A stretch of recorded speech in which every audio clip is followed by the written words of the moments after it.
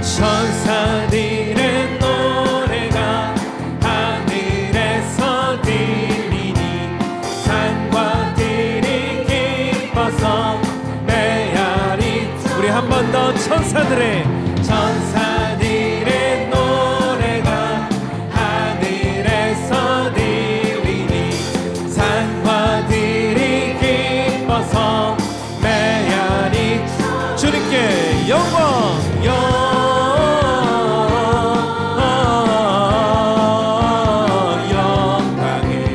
높이 계신 주 영광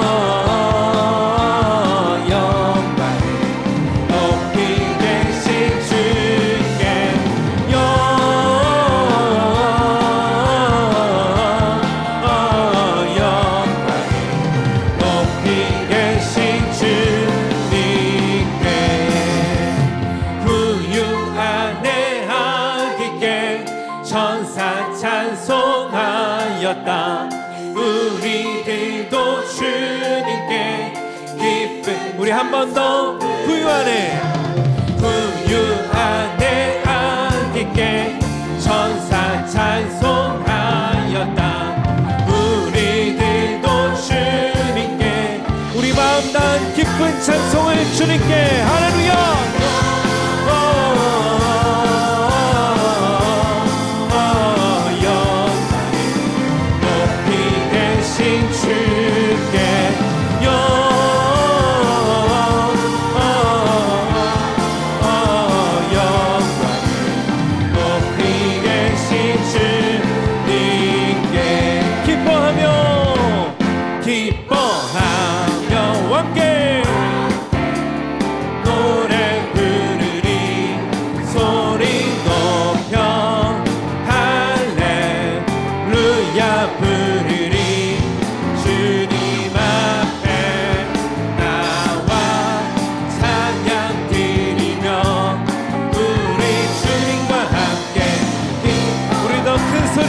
한 번 더 기뻐하며 함께 노래 부르리. 소리 높여 할렐루야 부르리. 주님 앞에 나와 찬양 드리며 우리 주님과 함께 기뻐함. 그 기쁜 노래로 나의 창조자 나의 구원자 가장 귀한 나의 예수님 찬양합니다. 나의 치료자 나의 선한 목자 되신 주 예수 나의 주 찬양. 우리 한 번 더 고백합시다. 기뻐하며 함께 노래 부르리. 소리 높여 할렐루야 부르리. 주님 앞에 나와 찬양 드리며 우리 주님과 함께 기뻐하리라. 나의 창조자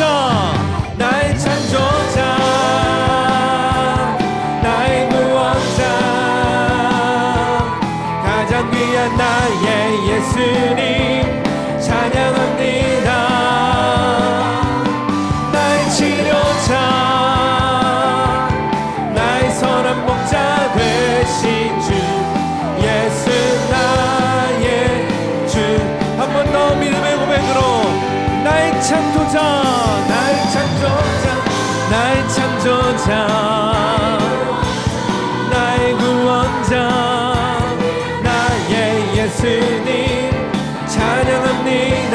찬양해요. 나의 치료자, 목자 되신 주 예수 나의 주 찬양. 예수 나의 주, 예수 나의 주 찬양. 한 번 더. 예수, 예수 나의 주 찬양하리. 할렐루야. 우리 한 번 더 주님께 큰 박수로 영광 올려드립시다. 우리 위 땅에 오신 왕 대신 주님 앞에 큰 영광 올려드립니다. 할렐루야.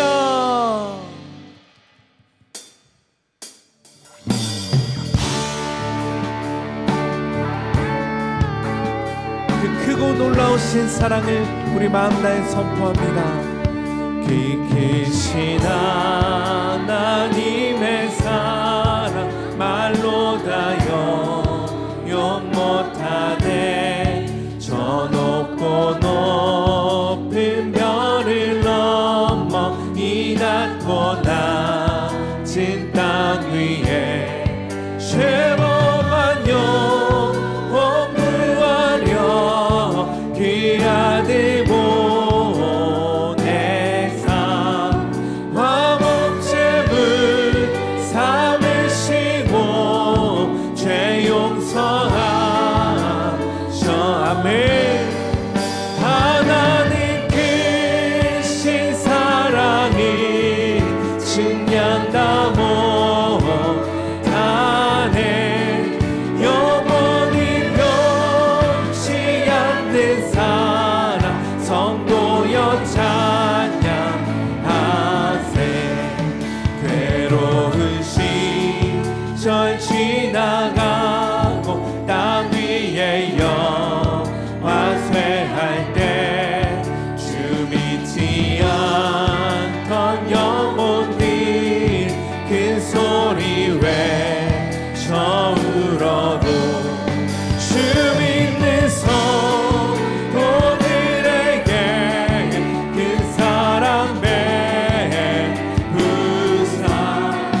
우리의 죄 사했으니 비례히 고백하며 하나님 크신 사랑, 하나님 크신 사랑이 증량다 못하네.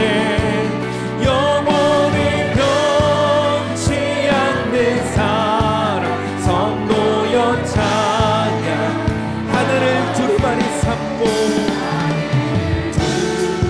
두루마리 삼고 바다를 머물 삼아도 한없는 하나님의 사랑 다 기록할 수 없겠네. 하나님의 크신 사랑 그 어찌 닿았을까. 저 하늘로 비싸도 채우지 못. 하나님 크신 사랑을, 하나님 크신 사랑이 증량다 못하네. 영원히 변치 않는 사랑 성도. 우리 함께 자리에서 일어나 찬양하겠습니다. 하나님, 하나님 크신 사랑이 증량다 못하네. 영원히 변치 않는 사랑 성도여 찬양하세.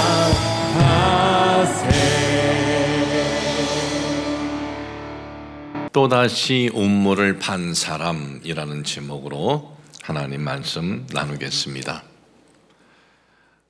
투자의 귀재하면 전 세계적으로 워런 버핏이라고들 얘기를 합니다. 이분이 마지막 점심 1시간 반 마지막 내가 이 경매를 한다라고 했을 때 얼마에 이게 경매가 됐냐면 1시간 반 점심 식사가 246원이 아니고 억 원으로 경매가 성사가 됐습니다. 246억 원. 그 이야기를 듣고 저도 한번 경매를 한번 올려봐야겠다. 고목사와 1시간 반 점심 식사 한번 경매를 해봐야겠다라고 생각을 하다가 제가 제정신을 차리게 되었습니다. 제가 그렇게 올려놓으면 아마 답변이 고목사가 밥값 계산하면 내가 1시간 반 밥 먹어주겠소라고 할 것 같아서 정신 차리자. 이 워런 버핏하고 그렇게 많은 돈을 내고도 가까이 하고 또 조언을 듣고 싶은 거예요. 그런데 워런 버핏이 공개적으로 자신에게 영향을 준 사람이 있대요. 공개적으로. 그가 누구냐 하면은 데일 카네기라는 사람입니다. 데일 카네기의 그 강연이 나의 삶에 영향을 줬다라고 공개적으로 그가 고백을 한 적이 있어요. 이 데일 카네기는 누구냐 하면은 성공적인 자기 개발 그리고 성공적인 인간 이 관계에 대해서 창시자라 그렇게 불리웁니다. 이분이 세상을 떠난 지 지금 만 69년이 되었는데도 지금까지 전 세계적으로 90여 개국에서 30여 개 언어로 데일 카네기의 이 공부가 있어요. 세미나가 있어요. 그렇게 많은 사람들이 지금까지도 이분의 이 가르침에 대해서 관심을 갖고 있다는 거예요. 이분이 그 쓴 책 중에 대표적인 책이 있습니다. 인간관계론이라는 책입니다. 이 책은 인간관계에 필요한 이 교재로 나온 책인데 이 책이 얼마나 많이 팔렸냐면 6천만 부가 팔렸고 지금도 계속해서 많은 사람들에게 사랑을 받고 있습니다. 이 데일 카네기는 뭐 하는 사람이냐면 성공한 사람들, 이 사람들은 어떻게 인간관계를 가졌을까? 이 성공한 사람들은 어떤 말을 하면서 살았을까? 성공한 사람들의 언어는 뭐냐? 이것을 조사하고 연구해서 그 연구하고 조사한 것을 세상에 알려주는 거예요. 더 많은 사람들이 성공의 삶을 살 수 있도록 알려주는 그런 역할을 하는 사람인데, 그런데 이분이 성공한 사람들의 공통적인 특징이 있다라고 하면서 이것을 알려준 적이 있어요. 성공한 사람들의 공통적인 특징이 있다. 그것이 뭐냐 하면 어떤 그 실수를 했을 때, 어떤 실패를 했을 때 그 실수와 그 실패의 그것을 가지고 그 속에서 무언가를 찾는다는 거예요. 내가 왜 실패했는가? 내가 왜 실수했는가? 교훈을 얻는다는 거예요.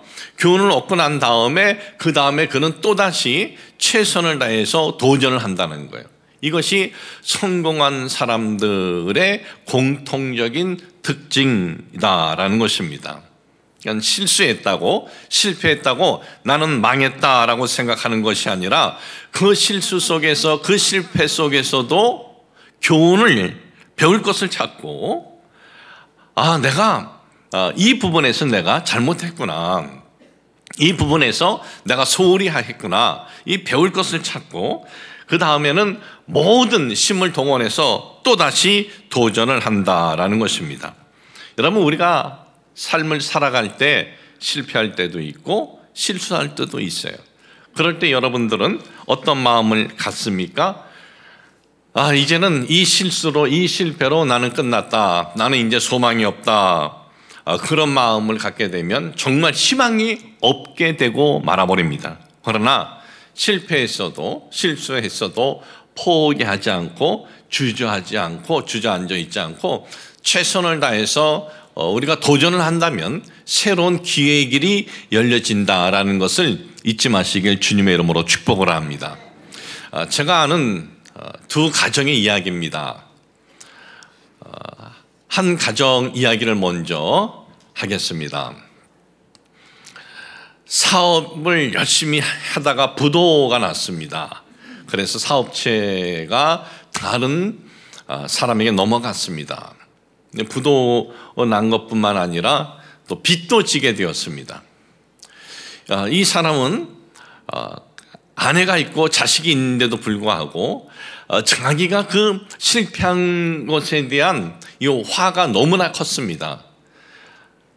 이 동업자 때문에 내가 이렇게 실패했다, 또는 협력 업체들 때문에 내가 이렇게 망하게 되었다 하면서 그 협력 업체 그리고 동업자들에 대해서 분노와 원망의 마음이 크니까 시간을 어떻게 보내느냐?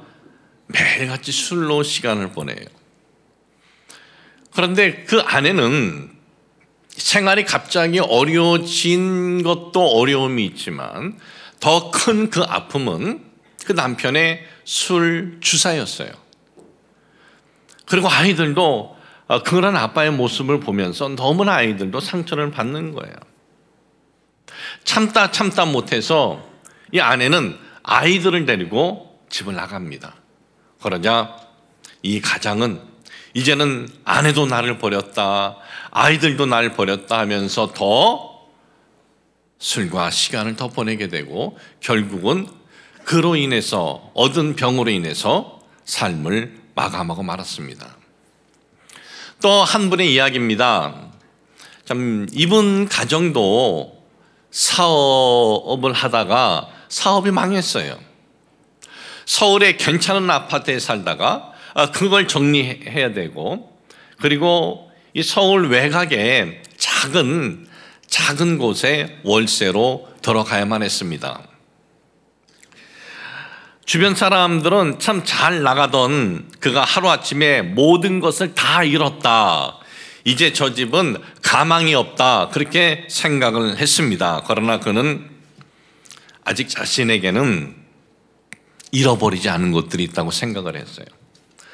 그에게는 아내가 있었고, 그에게는 자녀들이 있었고, 그리고 자기에게 아직 건강이 있었다라는 것을 잊지 않았어요. 그리고 지금 이러한 형편에서 자신이 뭐 할 수 있는 것이 무엇이 있을까 하다가 택배 기사가 되기로 합니다. 이제 택배 기사가 되어서 열심히 맡은 일에 최선을 다합니다. 참 가족들에게 이렇게 미안한 마음이 들었지만은 성실하게 최선을 다하는 남편의 모습 그리고 아빠의 모습을 보여주려고 아주 열심을 다했습니다. 택배기사로 여기저기 가정도 방문하고 또 업체도 방문하면서 자신이 왜 실패했는지, 내가 어떤 문제가 있었는지를 그는 깨닫게 됩니다.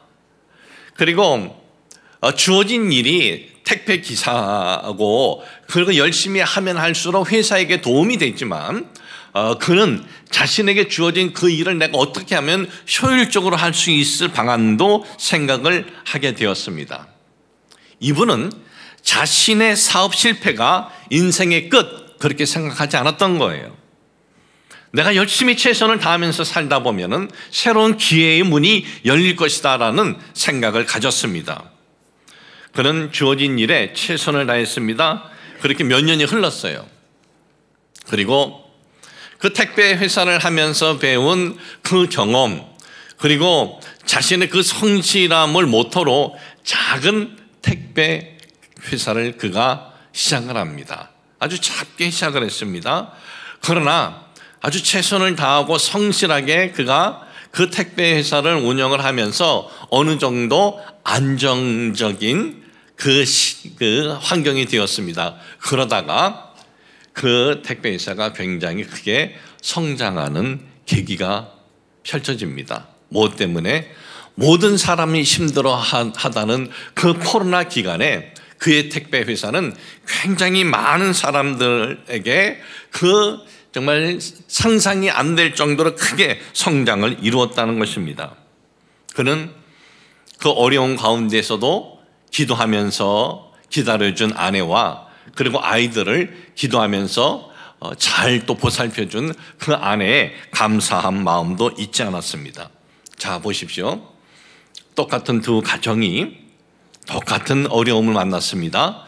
그러나 한 가정의 가장은 실패가 인생의 끝이다라고 낙심하고 절망하고, 그리고 결국은 그 낙심과 절망대로 그 가정은 끝났지만은, 또 다른 가정은 실패가 인생의 끝은 아니다, 내가 주어진 이 환경에서 잃지 않은 것들을 생각하면서 내가 열심히 최선을 다할 때 기회의 길이 열릴 것이다라고 생각을 했고, 그리고 기회의 길이 그 가정엔 열리게 되었다라는 것입니다. 여러분, 실패와 위기가 우리 인생의 끝이 아닙니다. 그러므로 우리의 삶에 어떤 실패가 있고 우리의 삶에 어떤 실수가 있어도 그 가운데서 내가 깨달아야 할 것이 무엇인가를 찾게 되면은 깨달을 것이 있을 것이고, 그리고 우리가 주어진 환경에서 최선을 다해서 나아가면 기회의 문이 열리게 된다라는 것을 잊지 마시길 주님의 이름으로 축복을 합니다.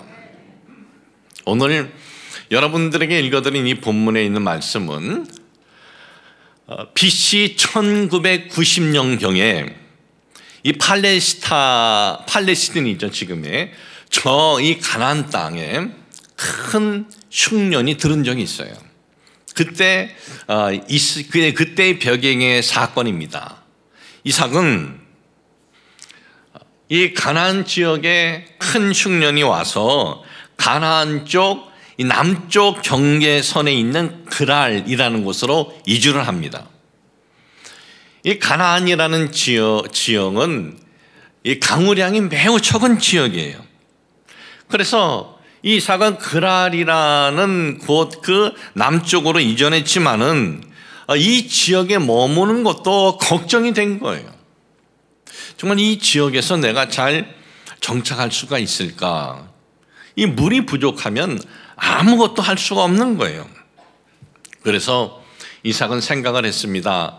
물이 풍부한 애굽으로 가자. 애굽으로 가자. 이 애굽은 늘 이 물 걱정이 웬만하면 없었어요. 그 나일강이 있었기 때문에 웬만하면 물 걱정이 없었는데 애굽으로 가자. 이 애굽으로 가려고 했는데 하나님께서 이삭에게 나타나셔서 말씀하십니다. 애굽으로 가지 마라. 그냥 거기 있어. 내가 너에게 복을 줄게. 그렇게 말씀하는 거예요. 이삭은 그 하나님의 말씀을 받고는 그 자리에 머물기로 합니다. 그리고 그 그랄이라는 곳에서 얼마나 많은 이 결실을 얻었는지 농사를 했는데 100배의 결실을 얻었어요. 오늘 여러분들에게 봉독해드린 창세기 26장 12절에서 14절에 보면은 이삭이 그 땅에 농사하여 그해 100배나 얻었고 야훼께서 복을 주심으로 그 사람이 창대하고 왕성하여 마침내 거부가 되어 양과 소가 떼를 이루고 종이 심이 많으므로 블레셋 사람이 그를 시기하여. 이삭은 본래 하는 일은 목축업입니다. 그런데 목축업을 하면서 이 지역에서 농사일도 병행을 했던 거예요. 그 블레셋 사람들에게 농사하는 일을 배워가지고 농사를 졌는데 블레셋 사람들이 거두는 것하고 비교가 되지 않는 아주 풍성한 결실을 얻게 된 거예요. 이렇게 풍성한 결실을 얻게 되었을 때 그때 주변에서 어떻게 했습니까? 박수 쳐 주었습니까? 주변에서 더 잘 되라고 응원해 주었습니까? 아닙니다. 시기를 내요, 시기. 여러분, 뭐가 잘 될 때 웬만하면 얘기 안 하는 게 좋아요. 웬만하면 가족끼리도 얘기 안 하는 게 좋아요. 가족끼리도 얘기 안 하는 게. 저번에 미국에 갔을 때 이 막내네는 토요일 날 오후에 왔어요. 다른 동생들은 다 금요일 날 저녁까지 하고 텍사스에서 비행기 타고 LA 오고 시애틀에서 비행기 타고 오고 그리고 막내는 LA 사는데 LA 저녁에 식사할 때 왔어요. 늦게 왔어요. 와서 이렇게 이제 그때까지 이제 일을 한 거죠. 와서 이렇게 얘기를 하다가 이제 나라에 세금 내는 걸 얘기하는데 막내가 우리는 이만큼 내 하다가 자기 입을 딱 먹어요. 가족끼리도 그건 이제 얘기하면 안 된다 이거죠. 그래서 가족끼리도 세금을 이렇게 낸다는 걸 얘기하면 안 되는구나. 그때 저도 이제 그런 느낌을 받았는데, 이삭이 크게 거기 잘 되니까 주변에서들 너무나 시기하는 거예요. 시기하면서 어떻게 합니까? 우물들을 다 막아버린 거예요. 우물들. 여러분, 이건 지금 물싸움이 아니에요. 이 고대 시대에 이 사막과 그리고 광야에서 우물은 뭐냐? 우물은 생명줄이에요. 생명줄. 그걸 다 막아버린 거예요. 그러니까 완전히 이제 망하게 만드는 거죠. 물이 없는데 뭐 넓은 땅을 가진들 무슨 소용이 있으며, 물이 없는데 그 많은 가축들이 어떻게 살겠어요? 물을 막아버리는 거예요. 그리고 이어지는 또 사건이 뭡니까? 그 블레셋 왕이 아비멜렉이 와서 뭐라 그랬냐면은 여길 떠나 그래요. 그러니까 다 놔두고 가 그런 거예요. 이삭은 자신의 삶에 이런 일이 일어날 것이다 라고는 상상하지 못했습니다. 왜냐하면 아비멜렉이 요 전에 이 이삭의 가족을 건들지 말라라고 그 백성들에게 선포를 했어요. 이삭의 가족을 건들면 죽인다 그랬어요. 이삭이 그랄에서 내려가서 그랄에서 블레셋에서 살 때 이삭은 걱정이 되는 게 있었습니다. 자기 아내가, 몰라요, 얼마나 이쁜지 모르겠지만 그 아내를 그 지역에 있는 누군가가 좋아하게 되면은 자기가 위험한 거예요. 고대 시대에는 남편이 있는데 아내가 이쁘면 그 남편을 죽여버리고 아내를 빼앗아 버려요.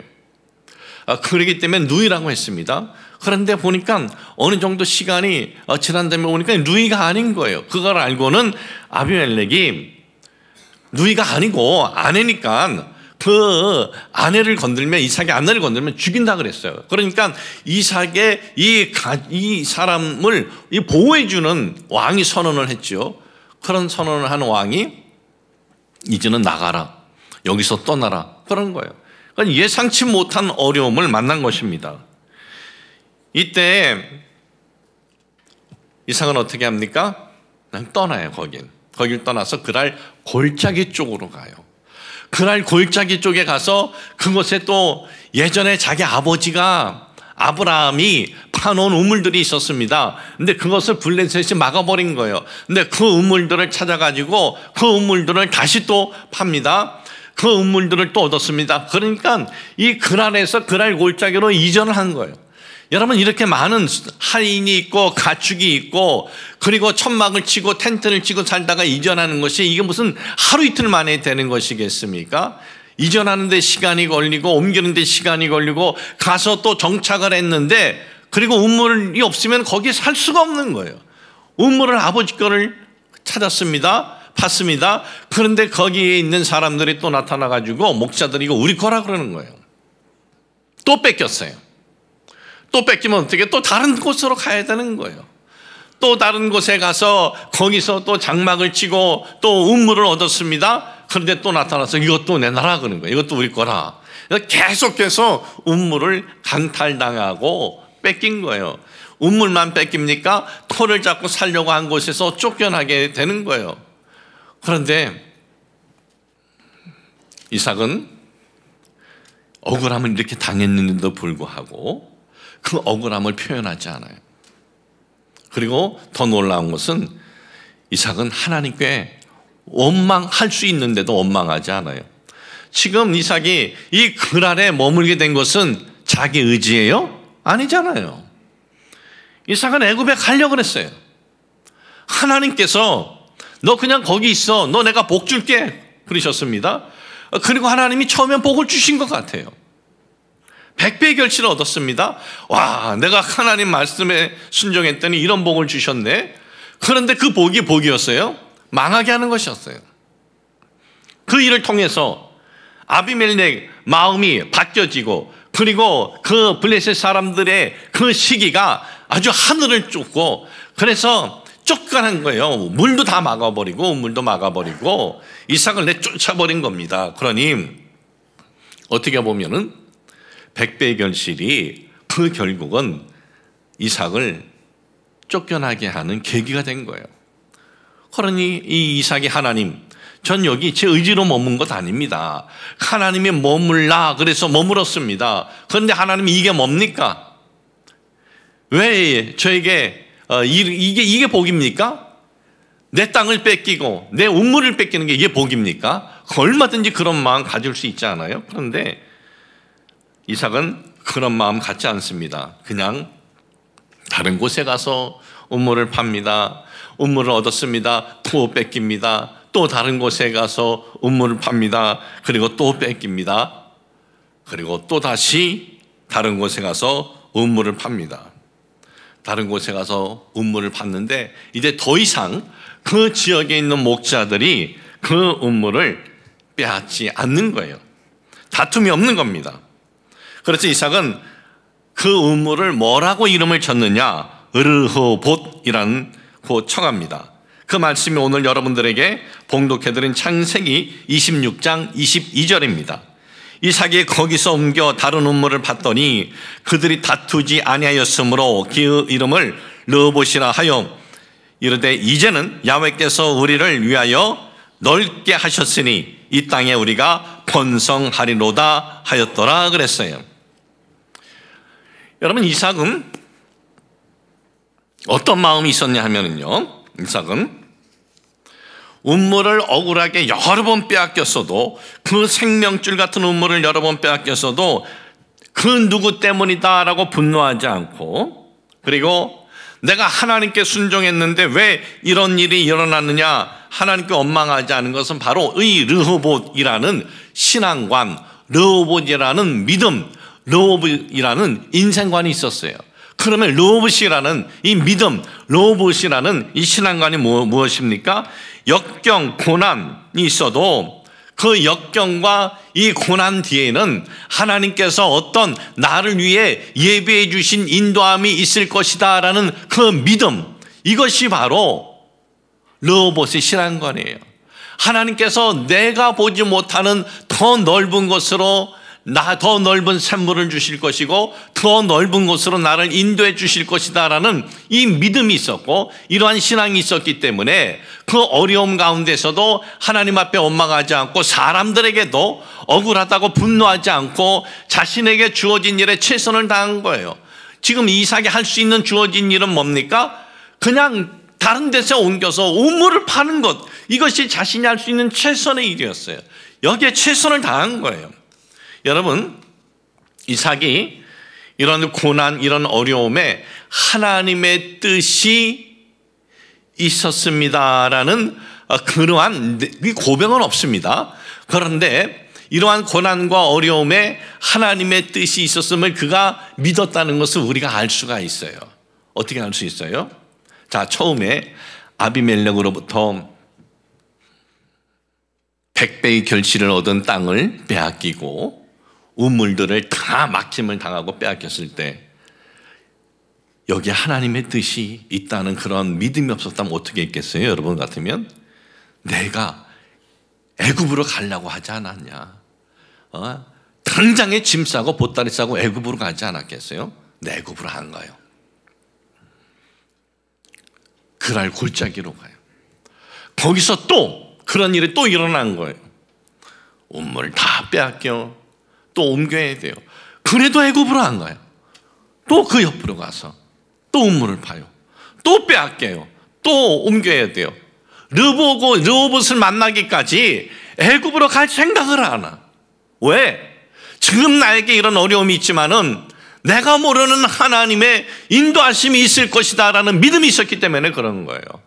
이런 믿음 없으면 어떻게 해요? 다 보따리 싸고 가버리죠. 하나님이 복을 주시긴 무슨 복을 주시고 하나님이 무슨 우리에게 좋은 것을 주시겠어, 그런 마음을 가지고 떠나버렸을 거예요. 근데 이 짧은 성경 구절이지만 오늘 읽어드린 게 끝까지 떠나지 않습니다. 끝까지 그 그랄이라는 이 지역에서 그 어려움 속에서도 그가 인내하고 참고 나아갑니다. 그리고 나중에 보니까 그 모든 과정이 뭐예요? 하나님께서 더 넓은 샘물을 주시려고.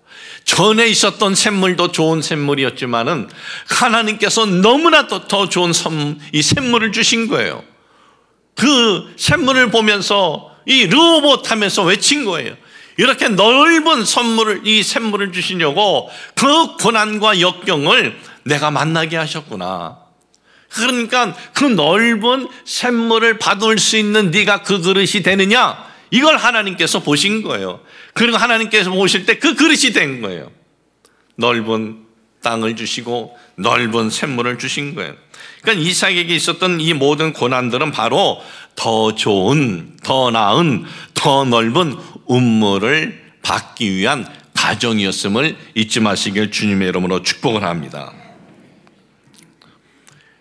고난에 대해서 이삭은 이런 믿음을 가지고 대했습니다. 고난에 대해서, 시련에 대해서 이삭은 이런 신앙을 가지고 대했습니다. 그랬을 때 하나님께서 어떻게 하세요? 고난 중에 있을 때는 하나님께서 너무나 냉정하신 거예요. 아무런 그 답을 주시지 않아요. 하나님은 침묵하고 계셨어요. 언제는 하나님께서 이삭에게 애굽 가지마, 여기 있어, 그렇게 말씀하시더니 고난 중에 있을 때는 하나님이 아무 말씀도 안 주셔요. 여러분, 우리가 어떤 고난 가운데 있을 때 이렇게 기도할 때 보면은 하나님께서 듣지 않은 것 같은 그러한 그 마음이 들 때가 있지 않겠습니까? 그리고 이 고난 가운데 그렇게 내가 부르짖고 그런데도 또 이 고난이 이어지고 했을 때는 하나님이 내 기도는 듣지 않은 것 같은 그런 마음이 들을 때가 있어요. 이삭도 그랬어요. 하나님이 끝까지 침묵하셨어요. 한 번 어려움 당하고, 두 번 어려움 당하고, 세 번 어려움 당하고, 이 한 번의 어려움이 망하느냐 살아나느냐, 그런 어려움이었습니다. 그 당시 이삭이 만난 어려움은. 그런데도 하나님은 너 조금만 참아봐, 인내해봐, 그런 말씀도 주지 않아요. 그런데 나중에 맨 마지막 네 번째 르호봇, 이 큰 샘터를 얻고 그 다음에 하나님께서 이삭을 찾아오세요. 그리고 말씀을 주십니다. 그 말씀이 오늘 여러분들에게 봉독해드린 창세기 26장 24절입니다. 그 밤에 야훼께서 그에게 나타나 이르시되 나는 네 아버지 아브라함의 하나님이니 두려워하지 말라. 내 종 아브라함을 위하여 내가 너와 함께 있어 네게 복을 주어 네 자손이 번성하게 하리라 하신지라. 할렐루야. 하나님께서 이삭이 역경 가운데, 고난 가운데 있을 때 침묵하고 계셨던 이유가 바로 여기에 있었던 거예요. 고난을 만나도, 역경을 만나도 누구 때문에 내가 이렇게 되었구나, 그 억울함과 그 분노가 아니고, 내가 하나님 말씀에 순종했는데 하나님께서 나를 버리셨구나 하는 그런 좌절된 마음도 아니고, 하나님께서는 내가 보지 못하는 뭔가를 예비해 주실 것이었다라는 그러한 믿음을 갖고 나아갔을 때 하나님께서 이 이삭에게 다시 찾아오세요. 그리고 말씀해 주세요. 내 종 아브라함과 언약을 맺은 것 너에게 반드시 열매를 맺을 것이다. 이런 응답을 주시고자 그 억울함 가운데, 그 고난 가운데 하나님 말씀 순종하고 가는데 이 억울함 가운데 그 고난을 당했을 때도 하나님께서 이런 응답을 주시고자 침묵을 하셨던 것입니다. 성도 여러분, 이 세상에 고난 없는 인생은 없습니다. 우리는 세상을 살아가는 동안에 우리 모두는 크고 작은 고난을 만나면서 살아가는 것이 우리 인생입니다. 그러나 고난을 만났을 때 그 고난을 대하는 태도는 다 똑같지는 않습니다. 어떤 사람은 이 고난은 나를 망하게 했다라고만 생각을 하는 사람도 있고, 그리고 자신의 눈앞에 있는 그 고난만을 보면서 이런 것들만 생각하면서 원망하고 억울해하는 사람이 있는가 하면은, 어떤 사람은 잃지 않은 것을 생각을 하고, 그리고 이 고난 속에서 내가 왜 이런 일을 당했을까 하면서 그 자신이 있는 그 고난 속에서 뭔가 배우려고 하고, 무엇보다 자신에게 주어진 지금의 환경에서 최선을 다하는 사람도 있습니다.